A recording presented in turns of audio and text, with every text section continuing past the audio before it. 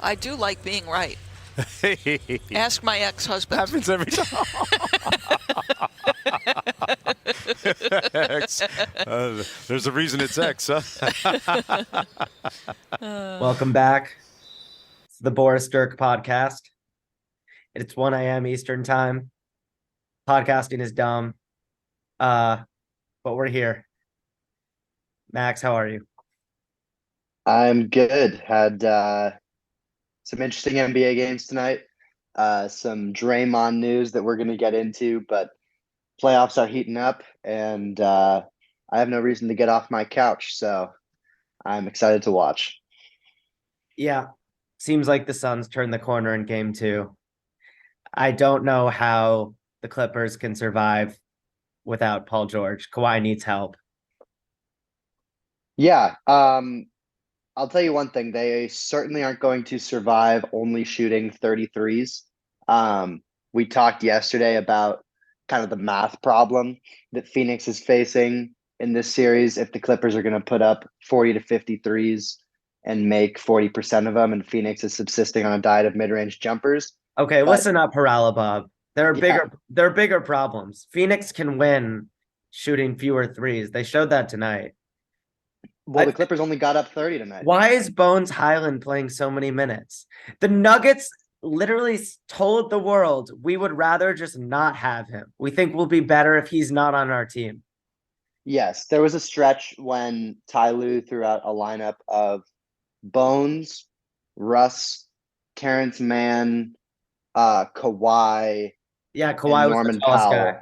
Kawhi was playing the 5. Norman Powell was playing the 4, and I was like, I'm not going to second guess Ty Lue as a coach because he's one of the better playoff coaches that we have based on adjustments game to game. But that lineup really made me scratch my head, and I think as this series goes on, I would expect we're going to see Bones less and less, perhaps zero. Although he did actually have a couple moments where he was able to take Chris Paul I off the think dribble, but Bones has these loud positive plays, but then like all of the quieter plays, all the things he doesn't do, like those don't pop off the screen. But I yeah, don't believe that at this stage he's a winning player. yeah. But I'm trying to pull up like the Clippers depth chart and see if like who specifically I'd rather see on the floor than Bones. Yeah. I thought I didn't really see much of Nick Batum in the second half. I would have liked to Okay, see a so little bit more of him. Terrence Mann, 26 minutes. Like, at what point are they going to throw caution to the wind and let that man play 35 minutes? He was great tonight. I swear he's one of their 5 best players, especially with PG out. Like, Yeah. you know, Eric Gordon, he's always a shooting threat, but I don't know. Mhm. Sometimes it feels like he's just bombing from 3 and doesn't offer a lot else. Yeah. I don't know though. I'm an Eric Gordon fan. I guess Yeah. this is a deep roster. I understand how sometimes it's hard to find Terrence Mann 30 minutes, but I just feel like he's ready for that. Yeah. I'd say I mean I think the Clippers still have a good shot in this series. Even without Paul George. I don't think they're totally, drawing Of dead course. without him. It's 1-1 going back to the Valley. Yeah, so I mean they have to be able to get more threes up. They're not going to win games only shooting 33s against the Suns team because the Suns are just too much of a machine in the half court. Yeah. And also, I mean, we can talk about sort of the second half and clutch, but Good. early in the game, I thought Chris Paul did not look to be on the level of everyone else physically and athletically. And then, of course, by the end of the game, he was hitting every mid-range step back Dude, and I just had orchestrating the money. game. I'm the biggest idiot in the world, dude. I bet I took the Suns. I took the Suns money line when they were down like 10 points in the first half. And then they tied it up at halftime, and I took plus 230 on the Clippers money line, not even believing in it, just self-harm. Yep. It was a terrible night. And betting against Chris Paul when he's making those like teardrop fall away jumpers, Yeah. it's like Chinese water torture. He hit two at the begin. He hit two at the beginning of the fourth when like from the both game was. elbows. Yep, when the game was like kind of in the balance, and he was able to stretch it from like a 7-point game to an 11 or 13-point Yeah. game. And I mean, if they have that Chris Paul, they're They're the really good. favorites to win the West for sure. But I CP, don't necessarily have faith in that. CP settled in, found his rhythm. He was nasty in the second half. But let's get something out of the way. Devin Booker was ridiculous. Yes, This was he was Devin Booker's insane. game. His touch was immaculate tonight, and he made a lot of defensive plays. He just worked so hard to find them good shots. Even, he had 38, but when he wasn't scoring, like he was just like sprinting through actions on offense, like Yep. cutting, getting the ball, making quick decisions. Like it seemed like every time he had possession of the ball, like they got a good shot. So Yeah. And he has these games in the playoffs where he just seems like he can't miss. I remember that year they yeah, played the Lakers in the first round in the closeout game in game 6. He hit it seemed like he hit his first 12 shots, and I think he ended up with at least 40 in that game. He had a couple games in the yeah, finals against the Bucks too, where he was just an absolute flamethrower. And when he's playing like that, the Suns are really hard to stop. Now, the reason that he's not in that sort of superstar level is because he also has those games where he goes, 5 of 18 and is at 14 or 15 points. yeah, Um, but tonight, I think what might be different with this Suns team is KD, who probably, I don't even know how many points he ended up. It was probably his usual extremely quiet 28. Um, drew so much attention to himself and was extremely unselfish with passing out of the double and getting Booker to be able to attack downhill against a scrambling defense. So definitely the Suns looked extremely formidable offensively tonight. If I'm going to put on my rose-colored glasses as a Clippers fan to bring back that segment from last year, oh I god, think I'd say the Clips 5 through 9 is significantly better than the Suns 5 through 9 rotation, yeah. and they're gonna have to lean on that to try to win. And also, I would say Kawhi's peak Kawhi. He was awesome tonight. Here's my take: the Clips are fucked. The Suns are I'm not winning. gonna. The Suns are winning this series. I think even if Paul George comes back, the Suns will figure it out. But if as long as Paul George is gone, I don't see this series going to 7. I'm still confident about the Suns, and the play that sticks with me from tonight was like Devin Booker catches like a kick out from KD, cuts, passes it back to KD behind the arc, like fills in space in the corner. KD Yeah, puts it back to him. He drives, penetrates, and kicks it out to Torrey Craig in the opposite corner for like a pivotal 3 when they were taking over in the third quarter. He was playing with so much force tonight, and I I think that the Suns are too offensively talented. But yeah, maybe Paul George comes back and they have another lockdown wing defender who's obviously yeah. a bucket creator on the other end, and it gets more interesting. But I feel really confident about Phoenix. Do you think it's more likely it's a 5 game series or a 7 game series?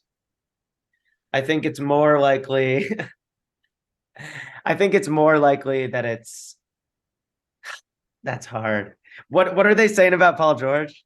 That he's probably not going to come back in the series. That's the latest intel. I think it's more likely that it's 5. And Eileen, it's it sounds ridiculous how confident I am that it's 6. Yeah, I feel like it's going to be 6 also. I lean more likely to be 7 just because I think Kawhi is going to win one of these games on his own, and the The Ty Clippers Lue might have another effect. game.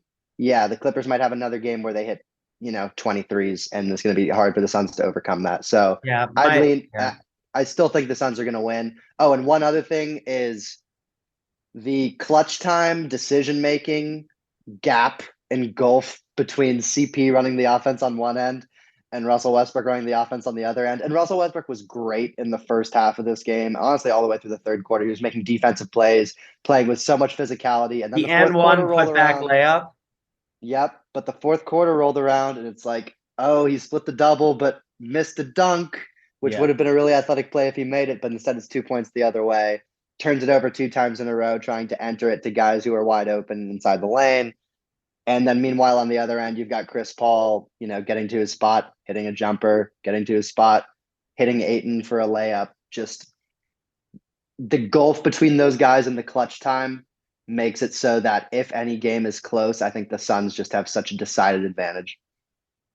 Yeah.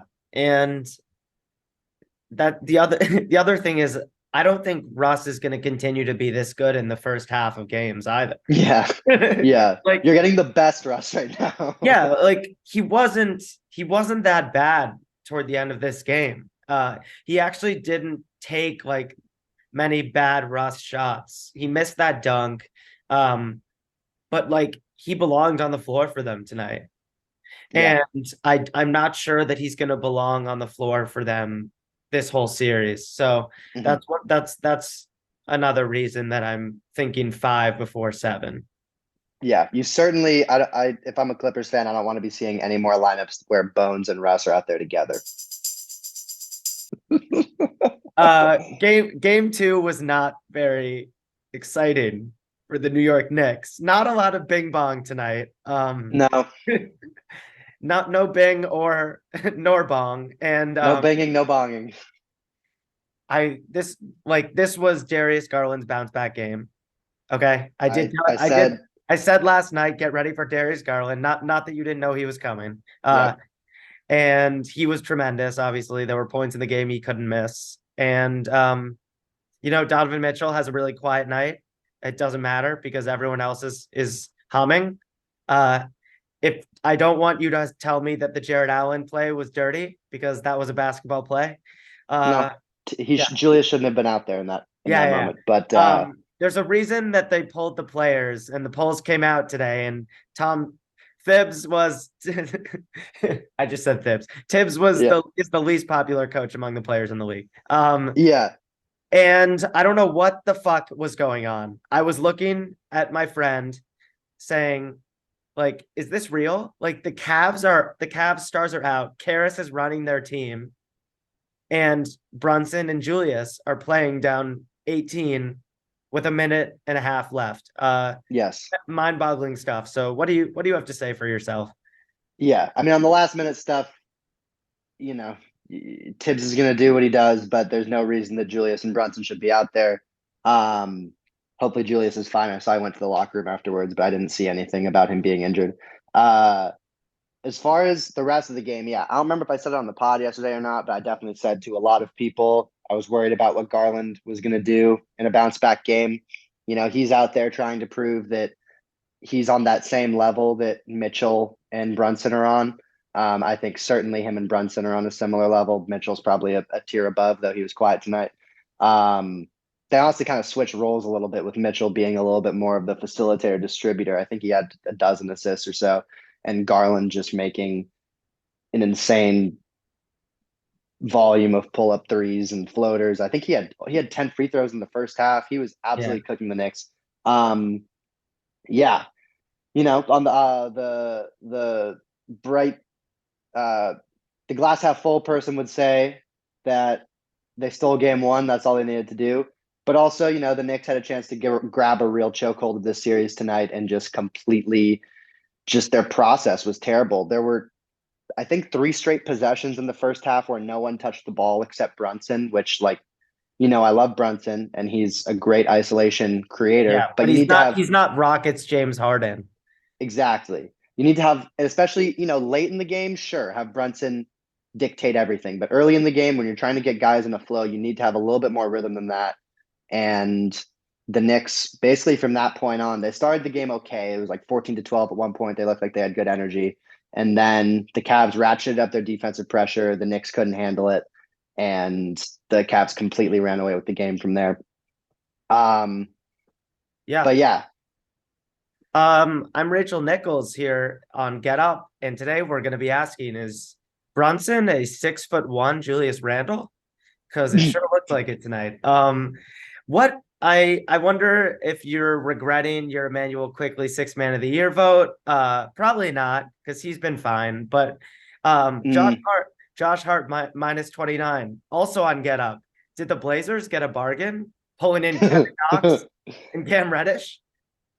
I honestly, the what I'm most concerned about from the first two games is quickly, because I thought he was a level above the players where it makes a big difference of whether they're at home or on the road.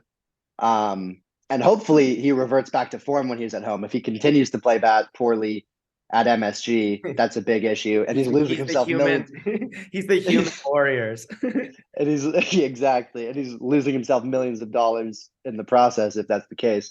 Because he's got a big extension coming up this summer, but they need another offensive weapon besides Brunson and Randall. Brunson, I thought, was okay tonight offensively. Defensively, they really attacked him, and Levert really had it going in a way that made me worried as a Knicks fan, where if their fifth guy can really create and punish us like that, that's going to cause a lot of problems for the Knicks, because their defense in game one was basically just ignoring the fifth guy, which worked for them, but Levert got hot tonight.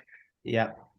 And Randall had a real what are you doing game on both ends. Like, tunnel vision offensively, really just seemed like he was attempting to try the ball into the basket, which you can't do. Like, I think he has to realize he has to be more selective in his scoring chances in the playoffs, and he would just fling himself into the endless arms of Evan Mobley and Jared Allen, trying to just force the ball into the hoop to no avail. And he's really got to be more selective with that.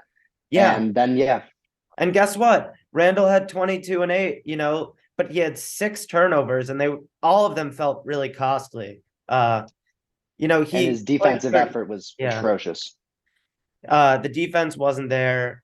He was a -7. But yeah, that Josh Hart -29 is weird. Must have been a weird lineup coincidence. But yeah, scary game 2 for the Knicks. And at the same time, sort of like the Clippers, they did their job. They got one on the road, and it feels worse than it is on paper. And you guys still have a chance. Do I think you actually have a chance? Fuck no. I think you're done. Okay. I told you, I think that there's a chance that it's not a gentleman's sweep, but that this one is over in 5. I really do believe this is definitely a 5 before 7 for me. Feel more comfortable maybe saying 6, because I have respect for this Knicks team's toughness. But I would definitely pick it to end in 5 before 7 games. And yeah, Brunson will bounce back. It doesn't seem like he's had 2 straight poor shooting performances at any point in this season. So I fully expect that he'll be a beast on Friday at MSG. Josh Hart isn't going to score 5 points again. I think Tibbs is going to ride him more and more as this series progresses, because he's so emotionally reliable. And I think that you'll make more threes than you made tonight. That's for sure. Yeah, we haven't shot particularly well in either of the first 2 games. RJ just, I think Deuce needs a shot, man. Deuce McBride's got to touch the floor more. I wasn't going to say that necessarily, but I was going to say Deuce. I think Hart should be starting for RJ in game 3. I don't know if he will be, but I would not be surprised if Hart is starting for RJ in game 3. Deuce had a possession at the end of a quarter where he came in and just locked down Donovan Mitchell. So I would not Deuce be surprised. 3 minutes plus 3. There you go. But yeah, the things, with the Clippers, when I'm looking at the box score, I'm looking at how many threes did they get up. Yeah. And with the Knicks, when I'm looking at the box score, I'm looking at, did they win the rebounding battle and the turnover battle? And because they have such a talent, they have a talent deficit in this series. And all year their offense has been, and a top 3 offense at that, has been based on don't turn it over, get a lot of offensive rebounds, draw a lot of fouls. They were able to get the free throws tonight, but if you're not winning the rebounding battle, which you have to out physical this Cavs team, and you're turning it over like they did tonight, they're just not going to have a chance to win. So they have to clean those things up. The Cavs really relentlessly pressured them when they were dribbling, and I thought especially quickly did a horrible job of handling that. Yeah. He looked a little bit like Bones.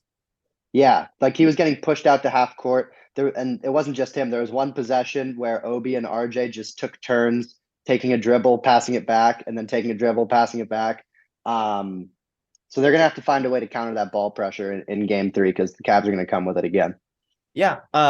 You just have a talent deficit on offense. And Yeah.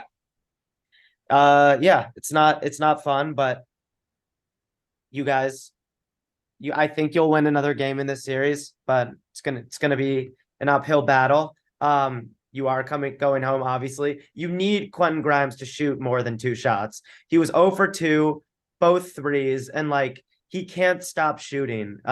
You're the guy, you don't have enough shooting on your team for the shooters to stop shooting when they don't make their first couple 3-point attempts. Yep. The only way that you can stay in games is if Quentin Grimes is confidently pulling up in transition and spreading the floor, because obviously when Mitch, Rob, and Julius are 2 of your best 5 guys, like spacing is always going to be a little bit wonky and a little bit of a project.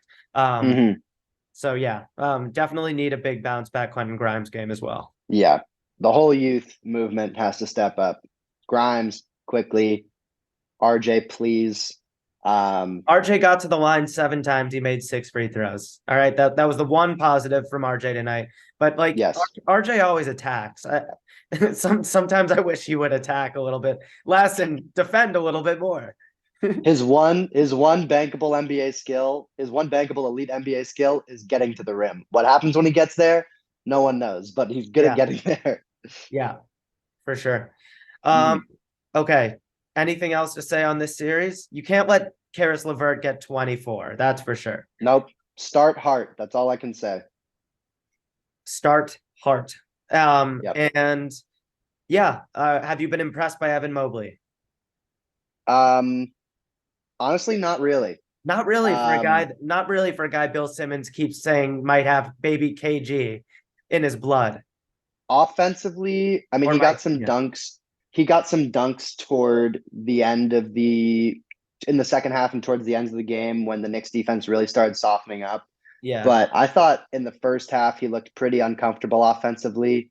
For the love of God, the Knicks have to stop trying to isolate against him because he is the one person on the floor who is the least desirable guy to try to isolate against. Like, Randall can beat him up, but he has to do it on offensive rebounds and off of movement. He's not going to do it just trying to break him down off the dribble. So defensively, yes, especially when Jared Allen can just be waiting at the rim, because even if Julius can carve out some space against Mobley, Mobley can still, with his like smarts, funnel him toward Jared Allen, and like it's just like you said, that's not the best way for Julius Randle to create separation, and isolation just isn't going his way at the moment. Yeah, but yeah, overall, I'd say at this point, Mobley is not a good offensive player. He's like maybe an okay offensive player. Defensively, he's still impressive, and then rebounding wise, he can be overpowered because he's pretty light in the pants, as the old heads would say. It hurts that he's a non-shooter at this stage. He's a non-shooter who's not best served as your center. That definitely complicates roster building. Obviously, Jared Allen isn't a consistent 3-point shooter, but they've made that work just because they're so great on defense. And they have 2 awesome shooters in the backcourt. But yeah, this will be an interesting one to track. As we both predict, the Cavs will get through and face the Bucks, and the Bucks will probably kick their ass, but the Cavs are still really, really good. Yep. Last thing I'll say about this is it took until the 5-minute mark of the third quarter for the Knicks to get 50 points in this game. That's not going to get it done. Dibs. All right. That's all. Yep. That is all for now. We'll be back tomorrow. Oh, wait, what about Draymond? There's nothing to say about Draymond. I wish they wouldn't suspend him. I just think suspension, you should really have to do something egregious for a suspension. And I think it just kind of sucks, but I also feel like we're living in a time loop, and that's all I have to say on that. I agree. I do think in general, he gets a lot of leeway in games and should probably get double the technical fouls that he actually gets in reality, because refs give him like a 5 to 10 second buffer where he's allowed to scream his head off, and then if he's still screaming after that, then they'll give him a tech. But I agree. Given the fact that he wasn't the one who instigated the contact, I thought the ejection was warranted, but the suspension is overkill and may be sort of responsible for missing a pivotal game and ending a Warriors season prematurely for the second time. And that's the T from Judge Max.